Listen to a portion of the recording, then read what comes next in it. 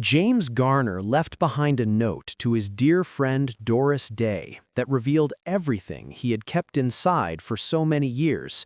This confession showed the real man behind the Hollywood smile, someone who had lived a remarkable life but carried burdens that few people ever saw. James Garner was born James Scott Bumgarner on April 7, 1928, in Norman, Oklahoma.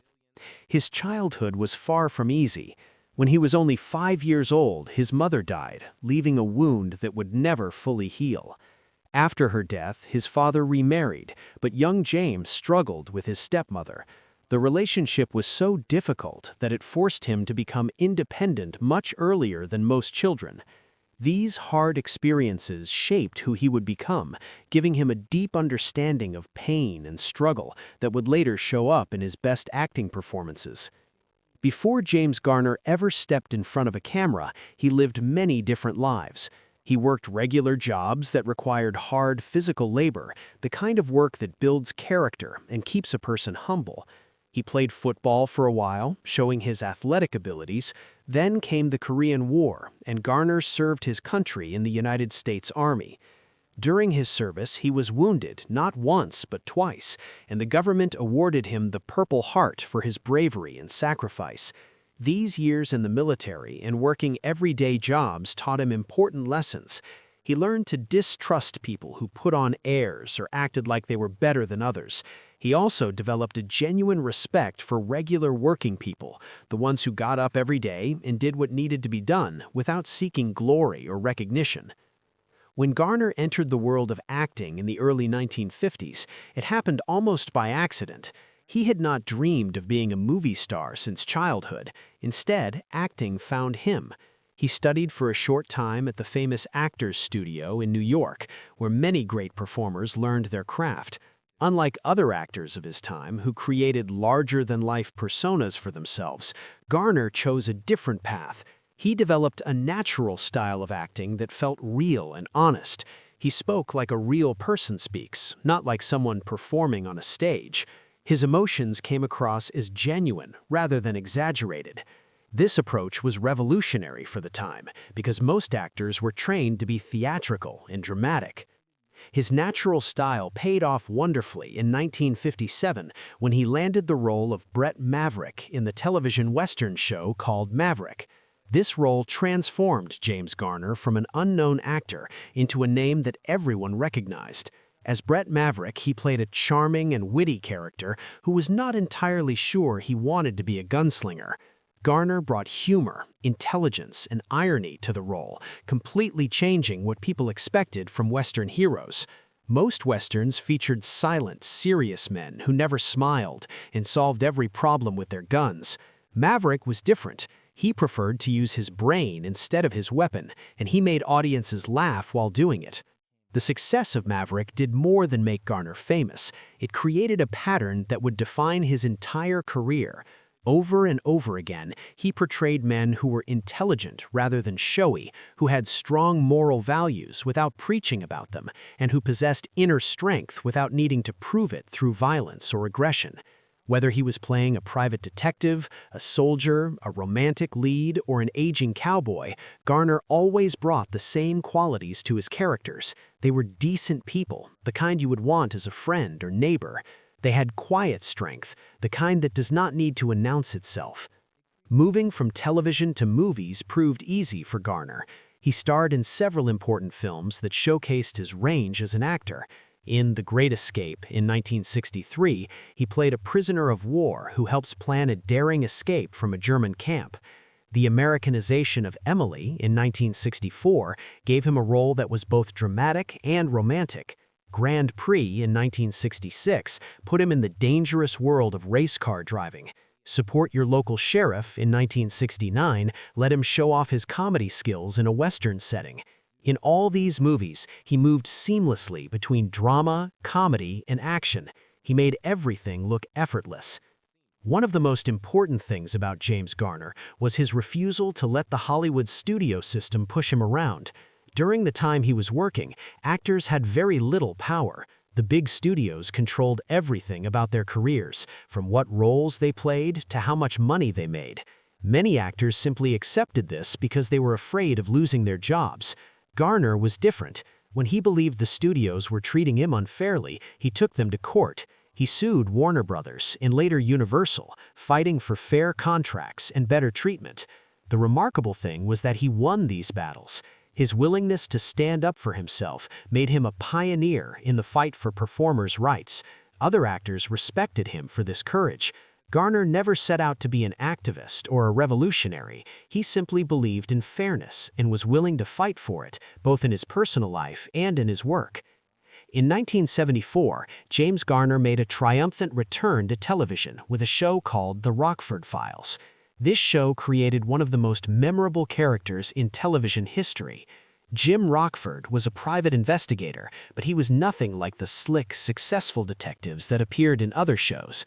Jim Rockford was always struggling with money.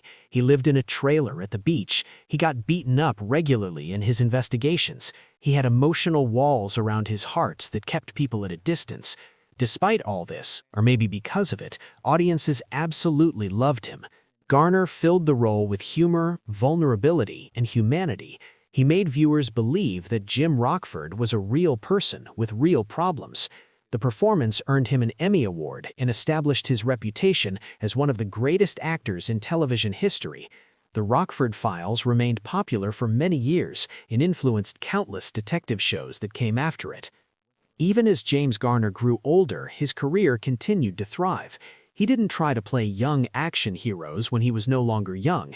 Instead, he embraced roles that matched his age, and he played them with grace and depth.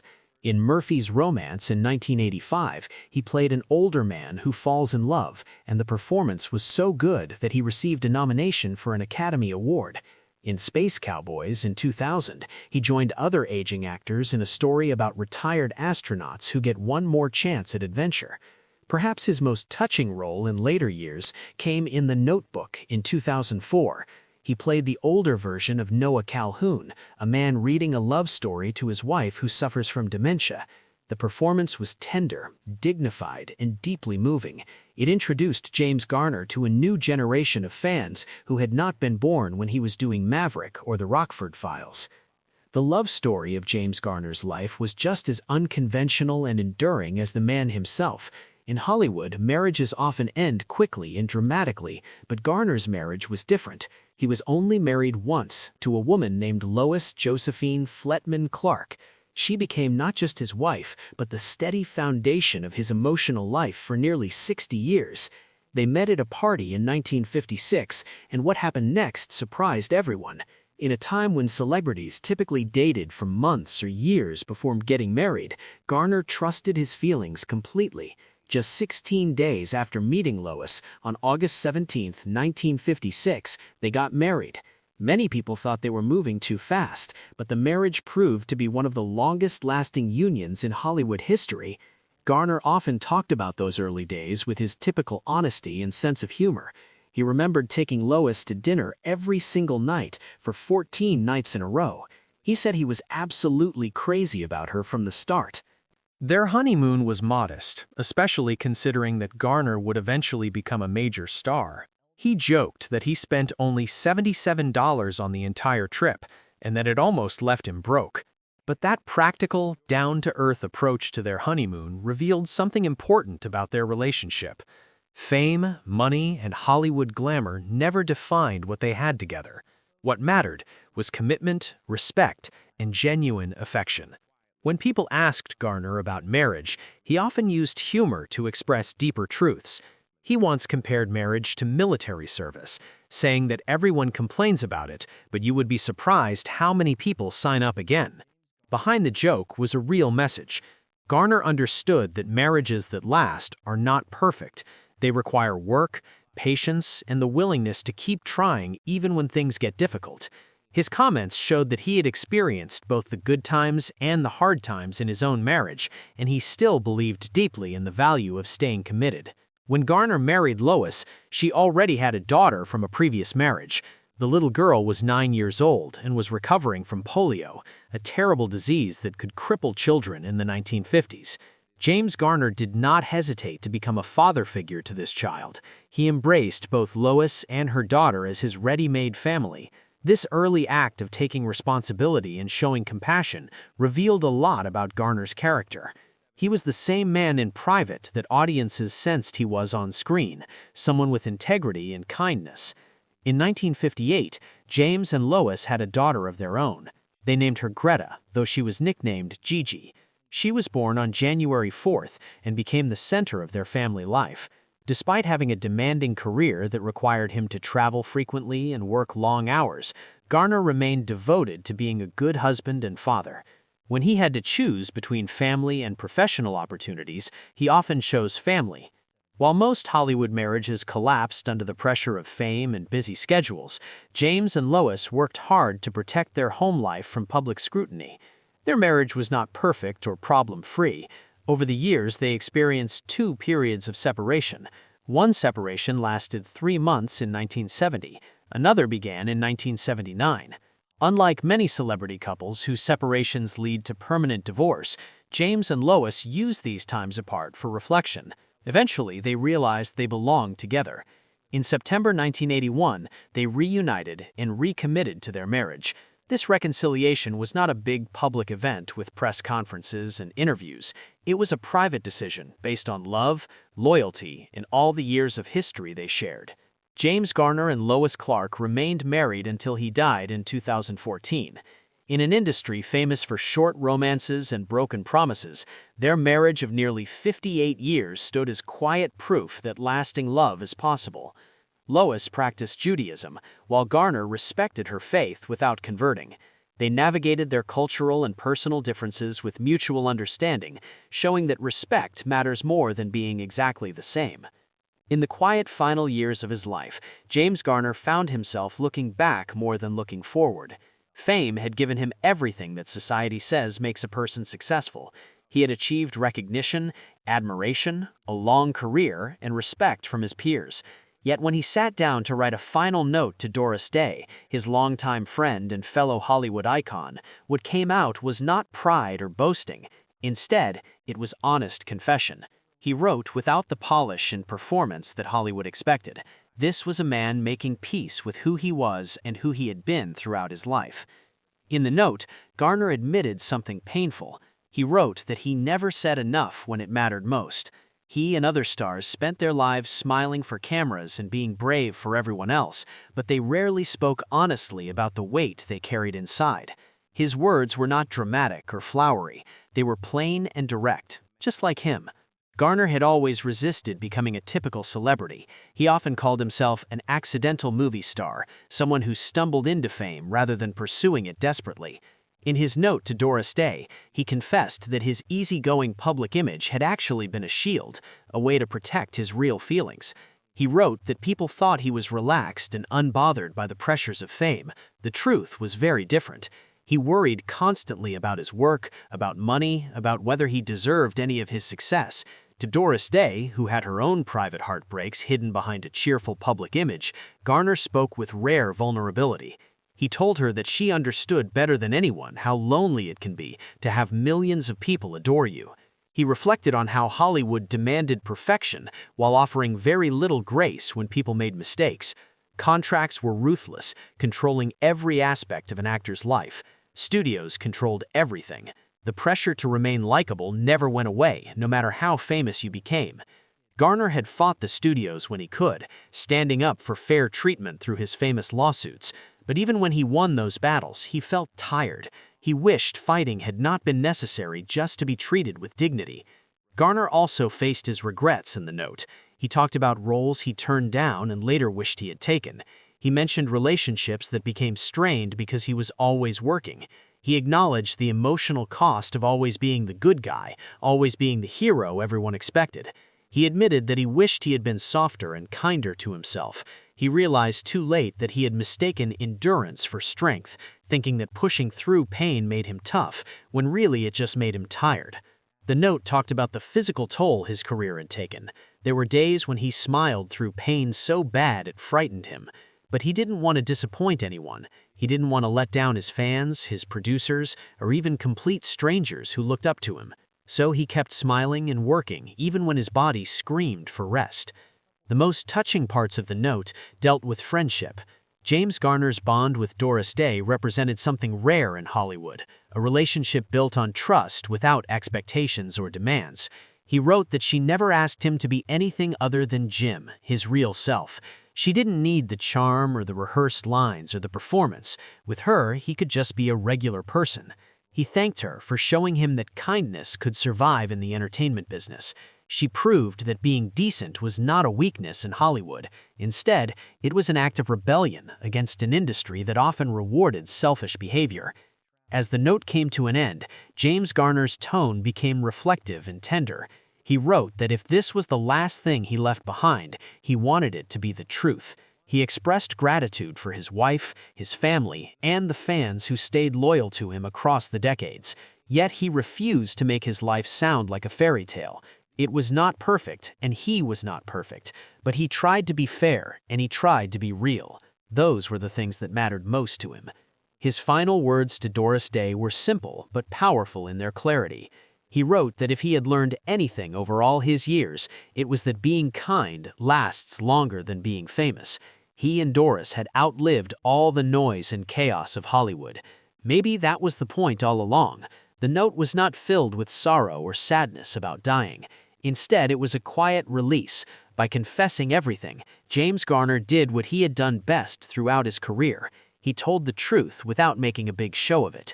In doing so, he left behind something far more valuable than fame or awards. He left a reminder that even the most admired lives become meaningful not through applause, but through honesty, humility, and the courage to speak from the heart. James Garner and Doris Day were both beloved Hollywood stars who shared a warm friendship that lasted for decades. They starred together in two hit romantic comedies in 1963, The Thrill of It All and Move Over Darling. In both movies, they played married couples, and their chemistry on screen was instant and natural. This happened because they shared similar down-to-earth personalities that came from their Midwestern backgrounds. They were both real people who happened to be famous rather than people who let fame change who they were. James Garner's later years were marked not only by his lasting fame, but also by a long and painful battle with serious health problems that tested his famously tough spirit. During the making of the Rockford Files in the 1970s, a show that required constant physical work and frequent stunts, Garner's knees began to deteriorate badly. What started as normal wear and tear soon became a chronic problem that caused severe pain. Throughout that decade, he had 6 or 7 knee operations. Each time he returned to work despite the lingering pain and limited ability to move normally. The damage was so extensive that in 2000, Garner had to undergo complete knee replacement surgery on both knees. This showed just how much his body had sacrificed for his acting career. His health struggles went beyond knee problems. On April 22, 1988, Garner faced a life-threatening situation when he had to undergo quintuple bypass heart surgery. The operation was extremely serious. Those close to him were amazed at how quickly he recovered afterward. His doctors strongly urged him to quit smoking, a habit he had maintained for most of his life. Although stopping proved very difficult, Garner eventually succeeded in giving up cigarettes in 2005. His daughter, Gigi Garner, later talked about how deeply ingrained the smoking habit had been. Her father had started smoking when he was only 12 years old, which made his decision to finally quit all the more impressive. In May 2008, Garner suffered another major health crisis when he had a stroke. 2 days later, on May 11th, he had surgery related to the stroke. Despite how serious the situation was, his doctor said his chances for recovery looked very positive. This gave hope to the many fans who had followed his career for decades. Still, the stroke marked a turning point in his health. His body never fully bounced back to what it had been before. On July 19, 2014, emergency responders received a call to go to Garner's home in Brentwood, Los Angeles. When they arrived, they found that the beloved actor had passed away peacefully. He was 86 years old. The cause of death was a heart attack brought on by coronary artery disease. He had been in declining health ever since his stroke years earlier. His body, worn down by decades of hard work and various illnesses, finally gave out. James Garner's physical struggles revealed a quieter, deeply human side of the screen legend. Throughout all his health problems, he showed resilience, perseverance, and dignity. Even as his health failed, he faced each challenge with the same understated strength that had characterized his acting performances. He left behind not only an extraordinary collection of film and television work, but also an enduring example of courage in the face of adversity. His life showed that real strength is not about pretending problems do not exist. Real strength is about facing difficulties honestly while maintaining your dignity in your kindness toward others. The story of James Garner is ultimately about a regular man who became extraordinary not through pretense but through authenticity.